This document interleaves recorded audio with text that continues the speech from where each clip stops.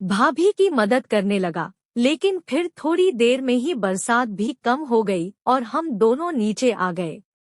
तभी मेरी नज़र भाभी के ऊपर गई। उनके मोटे मोटे चूचे उनकी मैक्सी में से बाहर निकलते हुए रहे थे। वो पूरी तरह से भीग गई थी और उनका पूरा बदन ऐसे खिल रहा था जैसे गुलाब का फूल हो। पीछे से देखने पर उनकी मोटी गांड ऐसे मटकती हुई लग रही थी जैसे बारिश में मोर नाच रहा हो। उनको इस तरह देखते ही मेरा लंड खड़ा हो गया। दोस्तों, मैं आपको बताना भूल गया था कि पूनम भाभी के एक ही बच्चा है। उसकी उम्र 3 साल की है और उस समय वो खेल रहा था।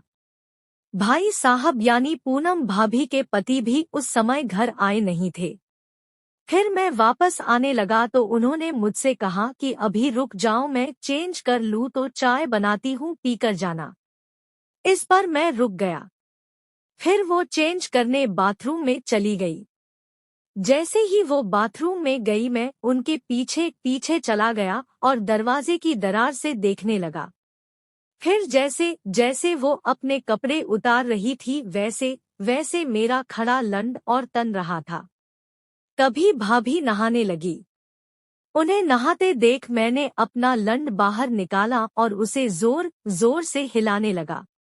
थोड़ी देर बाद दरवाजे के बाहर ही मैंने अपना सारा माल छोड़ दिया और वापस आकर कुर्सी पर बैठ गया। नहाने के बाद जैसे ही भाभी बाहर निकली तो उनका पैर मेरे छोड़े हुए माल पर चला गया।